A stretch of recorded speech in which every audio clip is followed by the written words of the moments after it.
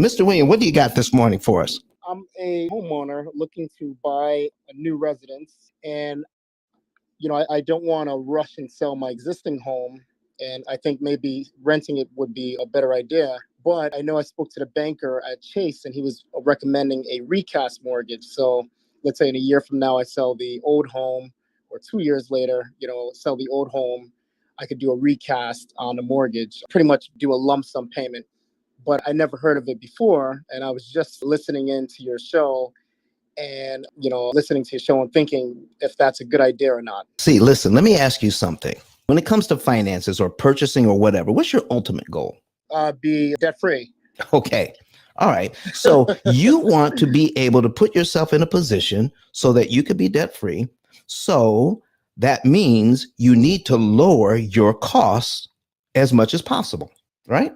Correct. So more of your money goes to purchase your property and less of your money goes to rent the money, because that's what I call interest. Rent is rent on money.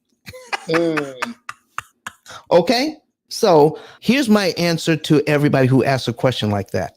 Let's run the numbers, because by giving you the words, which would be tantamount to what's called a heuristic or a rule of thumb, we use phrases instead of doing math.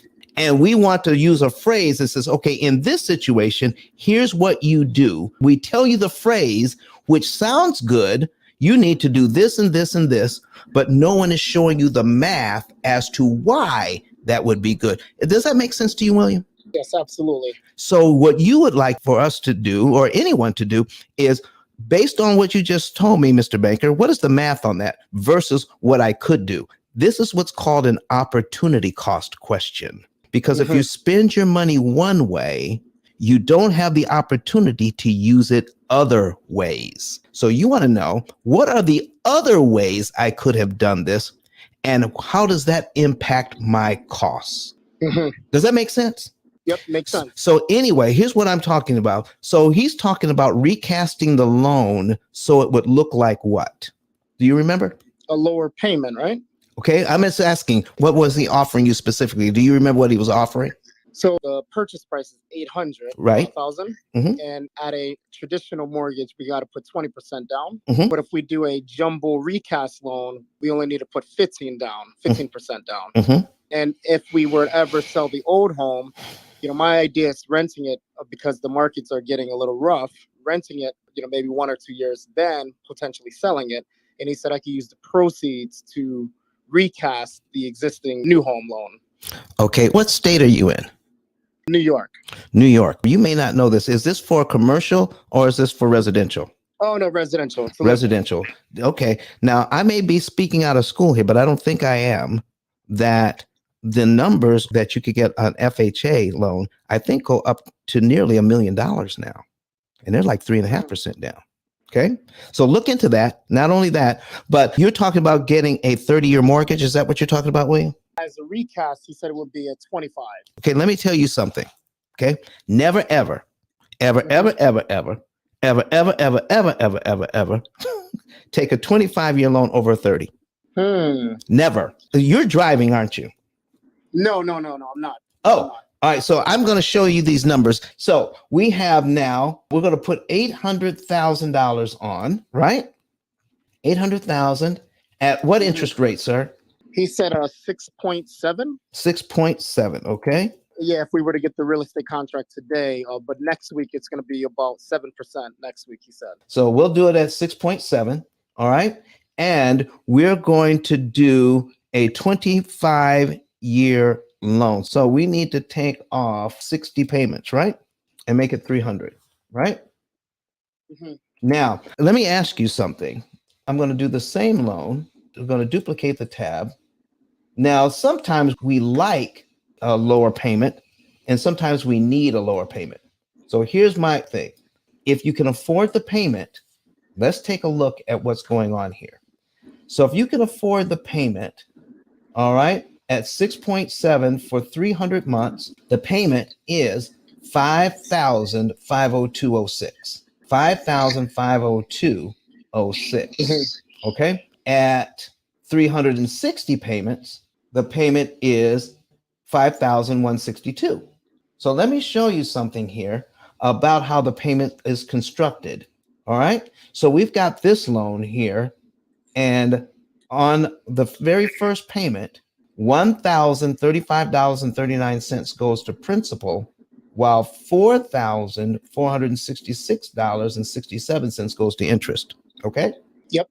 So now, if you've been in my rooms before, that's line one. But on line two, if you were to prepay the $1,041.17, then you knock off line two, you save the $4,460.89 in interest that you never have to pay.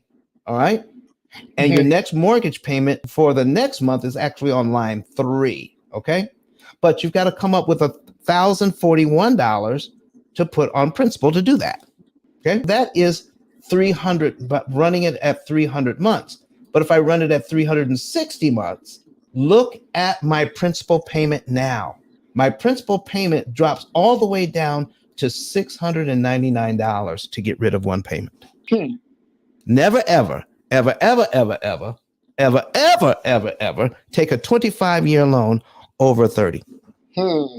You're putting yourself a financial disadvantage. Now, let me tell you something. The numbers that are presented to you, folks, if you're looking at a 30-year loan versus a 25-year loan, they are comparing a 25-year loan for all 25 years against a 30-year loan for all 30 years. So if you're looking at the entire term, now, William, is it your goal in life to be in the loan for all 25 years? No, after watching your show here today, I'd rather pay it off earlier. Okay. So why are we using the numbers comparing a 25-year loan for a 30-year loan when we're not going to be in the loans that long? If we're only going to be in for 5 or 7 years, then those numbers don't even apply to us. So you want to put yourself in a better position so that any monies that you can put towards principal that makes sense. Now, our computers do all the math. The monies that you can put towards principal saves you a lot of interest, and the interest saved makes sure that more of your money goes to principal. Now, here's why. Because you are in control of the timing in which you give the bank money. When you're in control of the timing that you give your bank money, you save interest. If you allow them to dictate the timing, i.e., pay us monthly, they are in control of how much interest you pay. But Don has some valuable information that can contribute to the quality of a person's life.